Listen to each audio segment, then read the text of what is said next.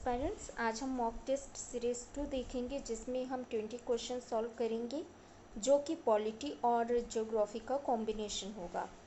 तो यहाँ पे जो फर्स्ट क्वेश्चन है वो है विच one of the following is not a plantation crop. निम्नलिखित में से कौन सी जो फसल है वह बागवानी फसल नहीं है। पहला ऑप्शन है टी यानी चाय, दूसरा ऑप्शन है कॉफ़ी, तीसरा ऑप्शन है रबर और फोर्थ ऑप्शन है शुगर केन यानी कि गन्ना। तो जो शुगर केन होता है डी ऑप्शन ये बागवानी फसलों के अंतर्गत नहीं आता, तो डी ऑप्शन राइट आंसर हो जाएगा। नेक्स्ट क्वेश्चन है an important river of the Indian desert is. भारतीय मरुस्थल की निम्नलिखित में से कौन सी प्रमुख नदी है। तो इसका राइट आंसर होगा ए ऑप्शन लूनी रिवर।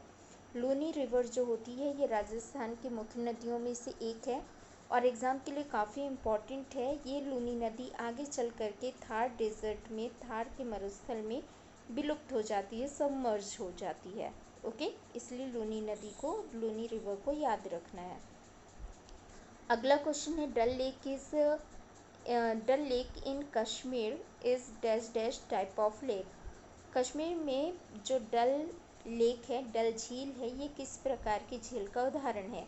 तो एक क्वेश्चन यहाँ से यही कवर हो गया कि कश्मीर में डल झील पाई जाती है। ऐसा भी पूछा जा सकता है कि डल झील, डल लेक जो है वो कहाँ सिचुएटेड है, तो कश्मीर में।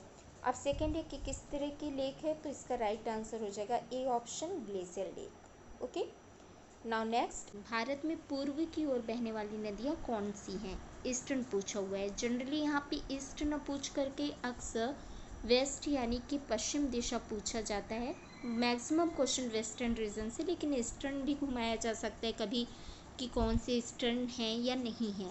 तो यहाँ पे पूछ रहा है कौन सी ईस्टर्न फ्लोइंग रिवर है, पूर्वी की ओर बहने वाली नदी। तो हम जानते हैं कि हमारे भारत देश तीन तरफ से महासागर से घिरा हुआ है।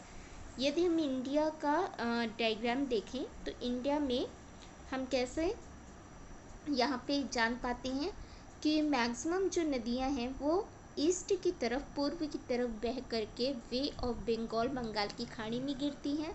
बाकी नदियाँ जो होती हैं वो अरेबियन सी की तरफ, अरब सागर की तरफ फ्लो होती हैं। यानी कि अरब सागर की ओर बहने वाली नदियों को वेस्टर्न फ्लोइंग रिवर यानी पश्चिम की तरफ बहने वाली नदियाँ, और पूर्व की ओर बहने वाली नदियाँ जो होती हैं ईस्टर्न फ्लोइंग यानी कि बंगाल की खाड़ी की तरफ बहने वाली नदियाँ कहा जाएगा। ओके, तो अब यहाँ पर जब हम देखते हैं क्वेश्चन क्या पूछा हुआ है। क्वेश्चन कह रहा है कि कौन सी नदियाँ हैं जो कि ईस्टर्न फ्लोइंग है, पूर्व की ओर बहने वाली। तो यहाँ पे से फर्स्ट ऑप्शन है ताप्ती, ताप्ती तो है नहीं, कट हो जाएगा।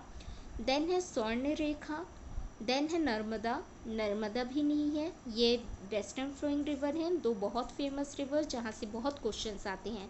तो 1 और 3 यदि हम एलिमिनेशन मेथड देखें यहाँ पे, तो यहाँ दो ऑप्शन तो ऑटोमेटिकली कट हो जाएंगे। कौन कौन सा, ए नंबर और सी नंबर। ओके, मैं ये आपको क्वेश्चंस को सॉल्व करने का तरीका यहाँ पे एक्सप्लेन कर रही हूँ, जिसे एलिमिनेशन मेथड कहते हैं। फिर इसके बाद देखिए यहाँ पर कि कौन कौन से ऑप्शन बचे।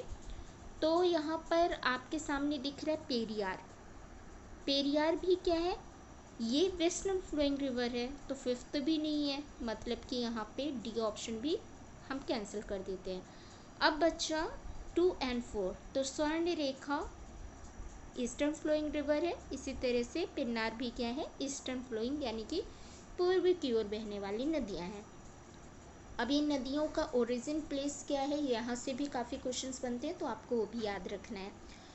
नेक्स्ट क्वेश्चन है question number 5, which peninsular river is the longest south Indian river.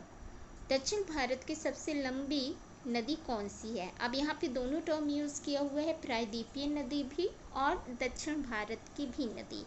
कभी कभी केवल पेनिसुलर रिवर के नाम से पूछ लिया जाता है, प्रायद्वीपीय नदी के नाम से पूछ लिया जाता है। तो इसका राइट आंसर हो जाएगा C option Godavari. Okay, Godavari नदी के बारे में ये भी ध्यान रखना है कि यह कहाँ से ओरिजिनेट होती है। तो ये वेस्टर्न घाट जो है वहाँ से ओरिजिनेट होती है, और कहाँ पर, महाराष्ट्र में नासिक से। ओके, तो गोदावरी का ओरिजिन कहाँ है? नासिक महाराष्ट्र है, और आगे जाकर के ये बे ऑफ बंगाल में आंध्र प्रदेश के पास सबमर्ज हो जाती है, बे ऑफ बंगाल, बंगाल की खाड़ी की तरफ। ओके, ना नेक्स्ट है Nagarjuna Sagar project is located on which one of the following river. अब यहाँ पे जब Nagarjuna Sagar question which with which one of the following river does Chambal river merge. Chambal नदी जो है वो किस नदी से जा कर के मिल जाती है? तो यहाँ पे ये भी बहुत इम्पॉर्टेंट क्वेश्चन है, आपको याद रखना है कि जब चंबल नदी की बात आती है, यूपीएससी का खासकर ये नदी फेवरेट नदियों में से है, तो चंबल नदी का ओरिजिन कहाँ से हो रहा है? मध्य प्रदेश में एक जाना पाव हिल्स है। ओके, कहाँ पर? महू करके जगह है मध्य प्रदेश में, इंदौर के पास, वहाँ पर इसका ओरिजिन होता है चंबल नदी का। कहाँ से? जाना पाव हिल्स से। और जाना पाव हिल्स से जब ये फ्लो होती है तो आगे जा कर के इटावा यूपी में यमुना रिवर से मिल जाती है। ओके, किस में मिल रही है? यमुना रिवर में। तो क्वेश्चन नंबर 7 का राइट आंसर हो जाएगा D option, Yamuna river. Next question है question number 8, on which of the following river make estuary. The following, ये थोड़े सेंटेंस हम यहाँ कह सकते हैं, which of the following river makes estuary. Estuary का निर्माण निम्नलिखित में से कौन सी नदी करती है? तो इसका राइट आंसर है Narmada river. Okay, Narmada river क्या करती है? ये वे ऑफ इधर अरेबियन सी की तरफ बहती है। ओके, अरब सागर में जाकर के मर्ज हो जाती है और एस्चुरी बनाती है। नर्मदा नदी का जो ओरिजिन है वो कहाँ से हो रहा है? तो नर्मदा नदी जो है वो मध्य प्रदेश में अमरकंटक हिल्स से निकलती हैं और सतपुड़ा, और यहाँ पर सतपुड़ा और जो विंध्याचल है वहाँ पे भ्रंश घाटी से होकर के बहती है। ओके, तो इसका राइट आंसर जो होगा वो क्या हो जाएगा? ए। फिर देखते हैं सुवर्ण रेखा। तो सुवर्ण रेखा को ये तो हमने अभी थोड़ी देर पहले ही देखा था कि सुवर्ण रेखा जो है वो एस्चुरी नहीं बनाएगी, कृष्णा ये भी नहीं और गंगा भी नहीं। तो यहाँ पे केवल एक का आंसर सही होगा, ये इनमें ऑप्शंस तो नहीं दिए हुए हैं, राइट ऑप्शन हो जाएगा वाइल्डली 1। ओके, कौन सा? केवल और केवल नर्मदा नदी। उसके अलावा ताप्ती और भी है जो कि एस्चुरी फॉर्मेशन में हेल्प करती है। नाउ नेक्स्ट क्वेश्चन है मैच ऑफ द फॉलोइंग। यहाँ पे आपको दो ऑप्शंस दिए हुए हैं, एक है नेशनल पार्क और दूसरा है वाइल्ड लाइफ सेंचुरी। जो है नेशनल पार्क और वाइल्ड लाइफ सेंचुरी को आपको मैच करना है सिचुएटेड टाउन से। ओके, कहाँ पर हैं ये, इनकी लोकेशन कहाँ है? तो जब हम चंद्र प्रभा की बात करें तो ये है बनारस में 4। फिर करेरा की बात करें तो ये है झांसी में। फिर जयसमंद की बात करें तो ये है उदयपुर में।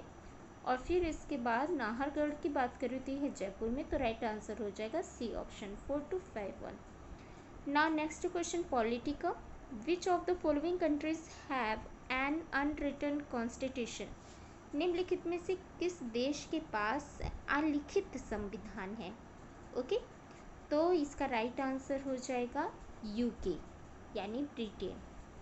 नेक्स्ट क्वेश्चन है विच of the following countries have an unwritten constitution. ये क्वेश्चन रिपीट हो गया है। ओके, तो इसको यहाँ पे अभी ड्रॉप करते हैं हम।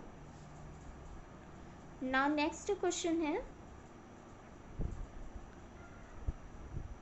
The concept of the judicial review in our constitution has been taken from the constitution of.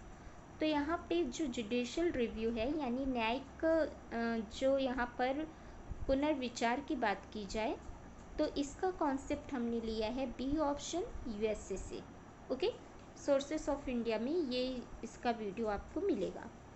Now next है the constitution of India borrowed the scheme of Indian federation from the constitution of.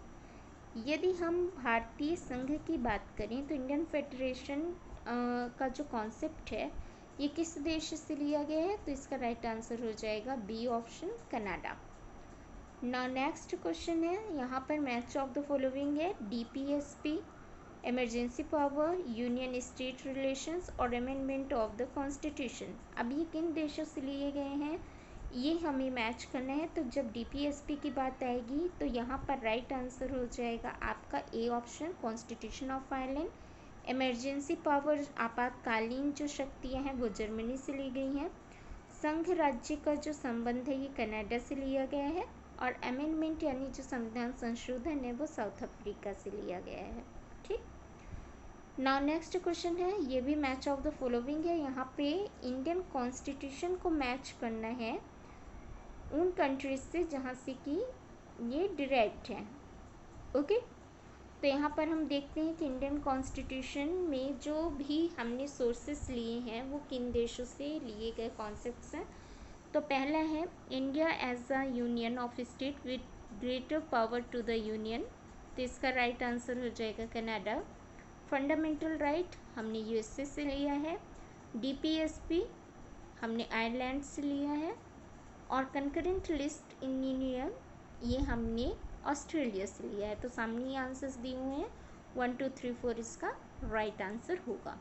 Okay, now next question, अगला question है 42nd